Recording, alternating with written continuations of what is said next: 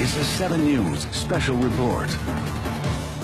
North Miami Police Chief Gary Eugene, after this news conference involving a police-involved shooting in North Miami. Let's go ahead and listen in.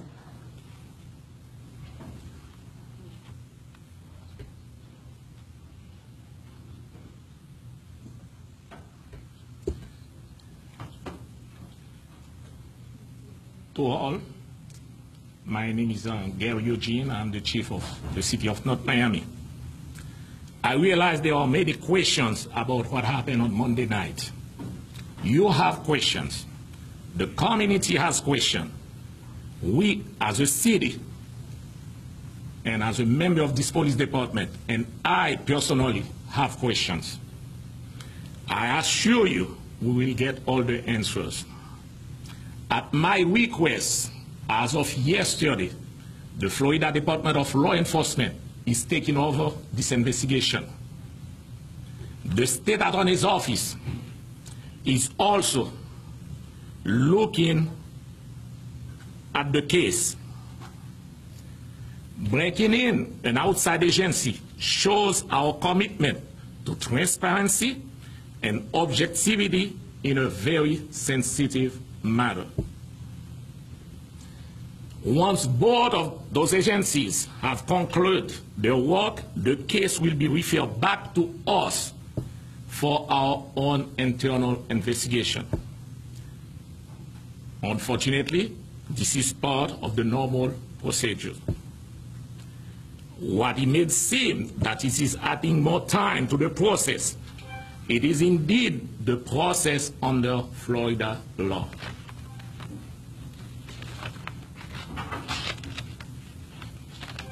As I'm addressing you, what we know so far, that on Monday evening at about 5:01 p.m., a 911 call was received about a man with a gun threatening to commit suicide, to kill himself. And our officers responding to the scene with that threat in mind. We have witnessed statements there was a gun. We had a 911 call with that same information. However, I want to make it clear, there was no gun recovered. An investigation into a police shooting involved is designed to be methodical and thorough. The law requires us to gather every fact and resolve every question before making a pronounced judgment. This is a process dictated by law, and we are following that process. Let me end by saying, I can assure you, our department is committed to keeping the community safe. As your newly appointed police chief, and with my management, my team in place, transparency and justice for all will be the norm as we're moving forward. Thank you very much for coming. Talk to you later. Chief, who was the officer involved? What do you want to say now? Michael, sir. Can you identify the officer? Unfortunately, understand that FDLE is taking over the investigation, as I mentioned earlier, as yesterday morning.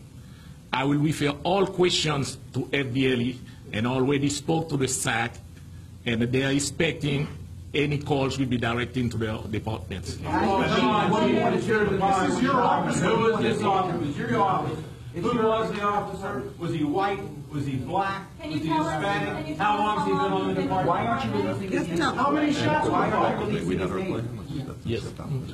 Chief? Who was the officer? Can you speak about your reaction to When is the your next video? press conference? At the very This certainly least. goes to a cloak of... when will you speak again? When will we hear from you again? Could you just speak to your reaction to seeing that video? Congresswoman, Can you respond? what's your reaction? Well, first of all, this is quite a baptismal for Chief Eugene, who is a brand new chief of police. And I do intend to speak with him after this press conference. I didn't get the opportunity before the press conference. But this is not supposed to be happening in North Miami. I mean, North Miami is a city where the police officers and the community gel. So many of our police officers come from the community, live in the community, work with the community, and every month, Congressional District 24 honors the Policeman of the Month at the North Miami Chamber of Commerce luncheon. This has been going on from my office for 20 years. So all of the police officers that we work with, we know them. We trust them. So today, this is like a nightmare to me because I'm just finding out like 30 minutes ago. In fact, I flew to Washington 2 months ago, 6 o'clock in the morning, to be at the White House with Officer Johnson, who was receiving the Valor of Honor with just 6 police officers around the country. And he stood out as an officer that we must honor. So I'm just in shock. I'm stunned. What do you think The about video is like a nightmare. I can't believe it. I have no, it's almost as if you would think that, you know, I've been having conversations with Judge Leifman, and he has indicated to me that a lot of police officers are suffering from PTSD. And he has been training police officers in PTSD for the county. I'm not sure if he's come to North Miami, but I think that is in his plan. I can't even imagine what I saw today. And I've seen several police shootings. I've analyzed them. I've watched them because I have to work so closely with the police, with my boys, the 5,000 Role Models of Excellence Project. We even have connections when we have events. We have a police band that plays at our events. So we're pro-police. We love the police. We know that when the police breaks down, the country is dissolved. There's no, but today, I'm in shock. I am in total shock of what I saw. I don't know. I spoke with the state attorney's office this morning. The state attorney is in California. I'm expecting a call back from her. While I was on the phone, I got a call from my office that this press conference was taking place. So I hung up the phone and rushed over to the press conference. I intend to continue my conversations with the state attorney's office, with the Justice Department, with the FDLE, and of course with our Chief Eugene. What do you say to the man who was shot?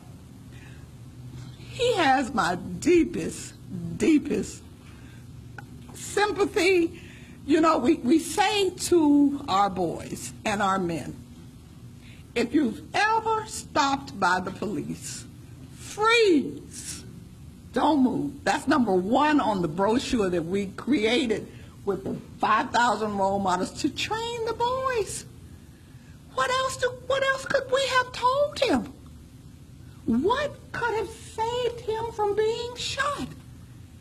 From what I saw, he was lying on the ground with his hands up, freezing, being rational.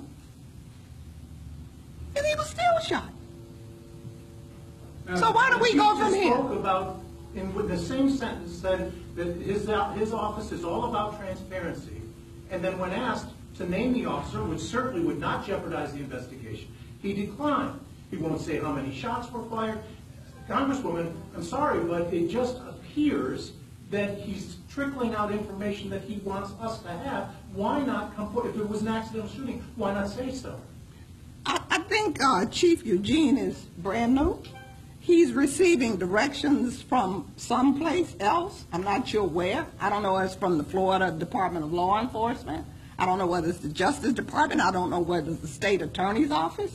But evidently this is what he was told to do, to come out, because they didn't even want me to speak. Do you think at the press conference? But I would. Congresswoman, thank you very much. I have learned for a fact from an absolutely impeccable source that the shooting officer was a white Hispanic male, and the victim was a black man. We could see that on the tape, on the video. On one cell phone video, from another angle shot from a window upstairs, the person shooting on the cell phone could be heard to say, "Why did he shoot the black guy lying down? Why did he shoot the black guy?" The autistic client who was sitting there and who may have been thought to be armed, I don't know, was not shot. The black man with his hands in the air was shot. To what extent or does that strike you or doesn't? Oh, it strikes me very clearly. You remember, I am a product of the civil rights movement. I am a product of grandparents, great-great-great-grandparents of slavery. So I'm a product of what's unfolding today, but it was not supposed to unfold in a city like North Miami. Do you think so there's a breakdown. There's a breakdown. I'm not sure what it is, but not North Miami. Do you think they should be naming the officer who did this? I'm not sure, because I'm not sure of the procedure. So I don't know how it's going to help us that they named the officer, because we're not going to go look for him. So I don't know, what the urgency is of naming him. It's 4 days since the shooting, Congresswoman. Well, I think that we'll have a conversation with the chief, but I'm not sure of the urgency on my part. I am just saying that I will follow up with every agency to make sure that justice is done for this poor gentleman. I was just asking my staff, I said, is he married? Does he have kids? Where was he shot? They said he was shot in the leg. I said, but why? And it's my understanding that on the video, the officer said, he asked him, why did you shoot me? And he said, I don't know.